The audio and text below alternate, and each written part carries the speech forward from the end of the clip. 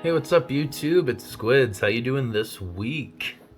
Uh, so today I think I'm gonna talk about Maquia, When the Promised Flowers Bloomed. It is, in my opinion, one of the best movies of all time. On my anime list, I gave it a 10 out of 10, I believe. And I think I only have, out of the 500 some animes that I've watched over my lifetime, I think I only have about 5 or 6 that are 10 out of 10s. I'm not the most stern critic. I always find some type of enlightenment in any type of art form, but this movie knocked it out of the park. There's happy moments, there's sad moments, lots of sad moments. The art is unbelievably beautiful. Like, the studio did fantastic with the animation all the way through. There was no flaws to it. The plot is a little rushed in some aspects and some points. I'll be fair there in giving it that critique along the lines, but overall it's a fantastic movie. I'm gonna get into a little spoilers and such, so if you don't want any spoilers, just click out. Well, I'm not gonna try to give too many though. I'm just gonna kind of give a general synopsis of the plot. So we start out with Ariel in the land of the Lorfs. Oh yeah, by the way, I am probably going to butcher some names and titles, but we do what we do. We try the best we can. So anyways, you got Ariel, your main character. So the Lorfs are this race of people essentially that live up in this pretty much secluded area. Most of them, pretty much all, I should say, have blonde hair, with childish looks to them. They're a lot like elves, where they don't age per se very fast and have longer life expectancies, which is pretty much the whole one of the main plot points to the movie. Is life is getting attached to things and letting go, and just life moves on. You're gonna meet people, and they're just gonna life isn't forever, essentially. And so you got Maquia, who is essentially making hibials, which is their race's way of, like, I guess, like maybe not prophecies, but more like messages, and like they make money off of them essentially. And there's words inside of these hibials that they understand how to read. So you meet her friends Krim and Layla, and essentially Lilia, not Layla, Lilia, my bad. Lilia is a very outgoing gal, while Maquia is more of a secluded type of keep to herself person, and you notice that right from the start. Layla has a love interest, Krim, which later on he's not the nicest guy, the brightest, I should say. He doesn't get to realization until it's too late. But so that's going on. Essentially, a king from a faraway village wants to abduct one of them so that his son, the future heir, could have a new, something that other kingdoms don't have. Because they have these creatures there, which I'm trying to think of what they are called. So we're just gonna call them dragons. They have these dragons that essentially are what makes them feared throughout the land, because they're the only country that has them. And essentially, they're pretty scary looking. I can understand why other countries would fear the dragons. But so they abduct them. And so that happens. Maquia is essentially looking for the village elder, Racine, and Racine you don't get much interaction with her, which is one of my gripes. But so you run into Racine, and that's who she's looking for to figure out what to do, because they're under attack. And within this whole process, one of the dragons flies in, and pretty much Maquia gets sucked into it. Okay, and then essentially she's sucked away, and that's what happens. So, in this process, she's clearly lost, has nothing, and then she hears a baby crying, and the baby ends up being the baby Ariel, which she has not named yet, being protected by his mother and father, which have been attacked and murdered. So essentially, his baby has nobody. She has nobody. What's going to happen? Obviously, she's going to pick him up and they're going to bond. We run into this character, to which he's not a main important plot point, but he is a certain extent, he is a plot point that is necessary to have. And he pretty much warns her, just like the village elder said, don't fall in love, because guess what? We're gonna outlive them, and you're gonna die. So anyways, after that happens, essentially the story starts. Maquia and Ariel start their journey together. She's going around, she ends up in a barn trying to figure out how to feed him, because she's never had a kid. She doesn't know what to do. So she goes to the barn, just trying to feed him with a goat udder, and obviously it's not working too hot. So that happens, and then right after that we meet Mito, who is essentially going to be her, I guess, almost like mother figure, trying to teach her the ways of raising a kid and all that fun stuff. She has a couple kids. One's Lang, and the other one's not as important, so I'm not even gonna try to remember his name. But essentially, they grow up with Ariel. They're older than Ariel, but they grow up with him. Life events happen. The family dog dies that they all grew up with. Gets traumatic, which is our first death. And we learn that, shit happens.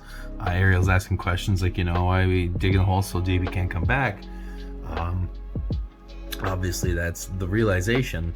And then Maquia has a pretty big mental breakdown for the first time in her life. She's realizing that, I guess, I'm going to watch every single one of you die before me, So she has that mentality going.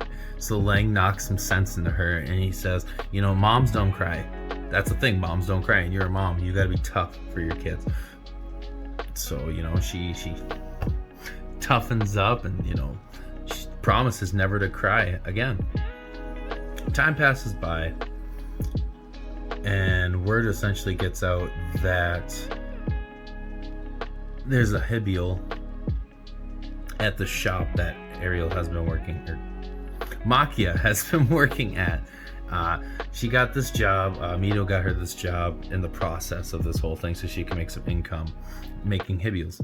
And they find one that pretty much says that I'm trapped, pretty much trapped in this castle.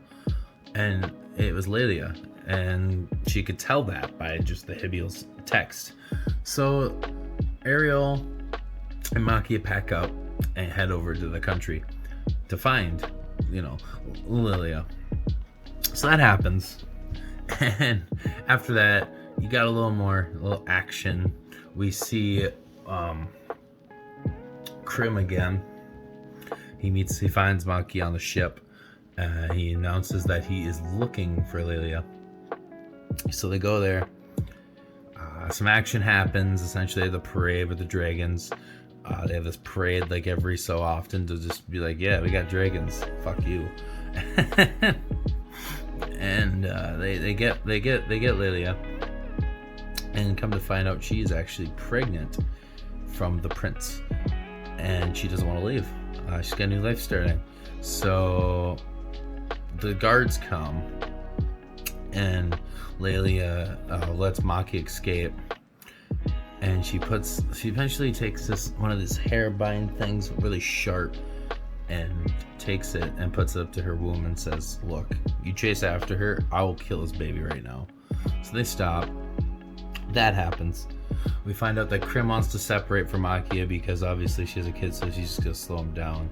He's very against, I guess, anything out of culture. Bonding with humans just in general. He's not about it. So he's kind of salty about that, but whatever. Time goes on, time skip. Maquia is working another waitress job because, she has to happen. And Ariel is a job at a coal mine now. Essentially, long story short, he kind of doesn't want to be, acknowledged by Maquia because, well, it's his mom, but it's not his mom. They look the same age, and people ask so many questions. It is what it is. So you got that going on at the same time, and skip some plot points. We'll just keep moving along forward. Essentially, Lang shows up, and he's working at the Imperial Guard, and he hasn't seen him obviously since they moved. And Ariel decides he wants to join so he can be independent and not have to, depend on Maquia. He wants to grow up somewhere. So that happens. He joins. But during that, right before he does join, he has a conversation with Lang, and he's like, "Are you sure you want to join?" And he's like, "Yeah, I can't stand living with Ariel or with Maquia." And he freaks out on him for right reason. I mean, Maquia gave up everything just to raise this kid. She moved, she got jobs, she did all these things for him. And to say that is just so disrespectful. So then that happens, and Maquia hears everything, and she's pretty content knowing that. And that's the last time they see each other for quite a long time. Maquia goes back to the house to pack up and leave. And she gets abducted. We don't know about who at the time. She gets abducted. We're going through another time skip, kind of, sort of. We see what's happening with Lelia. She has her kid, Medmel, her daughter. And after she has the daughter, she's pretty much locked in this room because they were expecting a son because they want another heir. And she couldn't produce another one. And the prince was lost interest. So there that happened. And then after that, essentially, she wants them to find Maquia. Find her, because if she doesn't, she's going to just go insane and kill herself. So while that's all happening and said and done, Ariel essentially is married to this girl named Dita, which I did forget the detail earlier, but Dita is this girl from the town they were growing up in, and she had a crush on Ariel, but Ariel didn't know that at the time because she was making fun of Ariel for being so close to his mother. Well, anyways, they're married now. We don't know where Maquia's been. It turns out that essentially Krim took her and was trying to quote unquote purify her from all, mortal temptations or whatever you want to call it. And so that's happening. And they're at war right now, and Dita is pregnant. So with that all being said, they get out, Krim and Maquia, and they're gonna go, I think, try to go get Lelia back. So that's happening, and while they're running through the fields, Maquia notices Ariel for the first time in years. Now she sees Ariel, and Ariel kind of was like, "What?" And the fight keeps going on. Maquia is still running towards the castle and everything, and sees this lady outside in labor, because she ended up going into labor right when the war was starting and they needed him. So Maquia helps, technically speaking, her son's wife deliver birth. And while that's all going on, Ariel's not having a good time at war right now. He just got, he's not dead or hurt or anything. He's just hell of a time with that. So there's that. And so Maquia helps her, and Dita realizes that that's Ariel's mom. She's so beautiful and everything, and the childbirth. So then that happens, and Maquia kind of cleans him up and leaves to go find Ariel. And so she finds Ariel, and he's obviously on the battlefield, pretty wounded and everything. And she's kind of taking care of him with, and he's like, "Mom," like it gets really sad to the point where, most of that movie, there's like 4 very specific points that make you cry, and that is one of those scenes. Maquia makes sure to tell him, your baby's been born, I helped her out. And then after that, she leaves, and she's like, "Whenever you need me, I'll be there," essentially. And because the last time they seen each other, he was just angsty teenager, and now he knows that his mother did so much for him, that she cared, she did everything she could for him. And now that she's back, she's leaving right away. And And so it's pretty sad, but it all makes sense in the long run, you know. And then he gets back, and Dita starts bawling and telling him, you know, I'm sorry, I used to make fun of you for liking your mom so much. Your mom's amazing. And so that happens. And generally speaking, on the other hand of it, Lelia, Krim finds Lelia, and Lelia doesn't want to go because, long story short, the guards, the guy in charge of pretty much watching her, essentially killed a bunch of them, and she thought that he killed Krim too. Turns out he did not. So that's that. But Lelia's like, no, I'm not leaving here without my daughter Madmel. And so he's like, well, why? It's just a human. She's like, yeah, but it's my daughter, and I've only seen her one time in my life. So, long story short, the captain of the guard comes and shoots him in the back because he's going to try killing both of them if they can't do it, you know. And so that happens, and he goes to bleed out next to the dragons, which there's only like one left at this point towards the end of the story, because just like everything else, you know, like, they die. They had long lives, but they died. So that happens. Then essentially Maquia actually steals the last dragon for Lelia to jump off, and they sail into the sunset together. But right before then, for the first time since she was born, she runs in the Madmel for like 2 seconds, runs off the balcony, and Madmel asks, who was that? And obviously they weren't allowed to see each other, so the maid's like, that's your mom, free spirit. So then we get to the final scene. Essentially, it's like 60 years in the future. It has to be. At this point, they are I want to say 3 generations down. So obviously, Ariel's an old man, and Maquia comes to visit to say her goodbyes. And with that all being said, there, she goes there, you know, says her goodbyes, and while she's getting ready to leave, you know, he's like, Mom, and it's the most heartbreaking thing, and he's got the smile on the face, and it's not sad, but I'm almost positive he ends up passing right there at that point. So yeah, that all happens and such. She walks out, and she pretty much runs into her great-granddaughter. Great-granddaughter. Just a little kid, looks just like Ariel did, obviously, but a female. And she gives her a little flower, and she smiles and walks away. Right after that, ironically, we met him one other time. I kind of skipped over that, but that one guy she met in the very beginning, that was by Ariel. It turns out he's half of their race, and he's like, you ready to go? And you know, right before that, she admits she's gonna break her promise for the first time, and she apologizes, but she cries. The mom finally cries. Ariel's done, her time has passed, stuff happens, you know. It's such a heartfelt movie. And then at the very end, he's like, well, you ready to go make new relationships with people that are gonna die before you? But yeah, long story short, that was pretty much just a terrible synopsis of the whole plot. But like I said in the beginning, the art is phenomenal, literally almost breathtaking. It is delightful. The plot's great. Like I said, some parts it does pace a little faster than others, and it sucks, but it's good. It's heartfelt.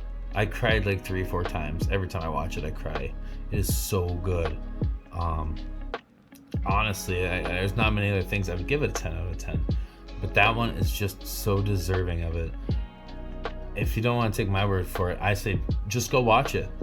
It's worth it. And you know, if you didn't like it, come back here and say, guess what, Squids, I just wasted, you know, like 2 hours of my life. So I apologize. You never know until you try. So with that being said and done, I hope you at least somewhat stuck around and enjoyed it a little bit. If not, you know, it is what it is. Click like if you liked it. Subscribe if you want to. Where it is where you are, you know, have a good morning. Have a good night. Have a good day. Either way, it doesn't matter. But yeah, with that, take her easy.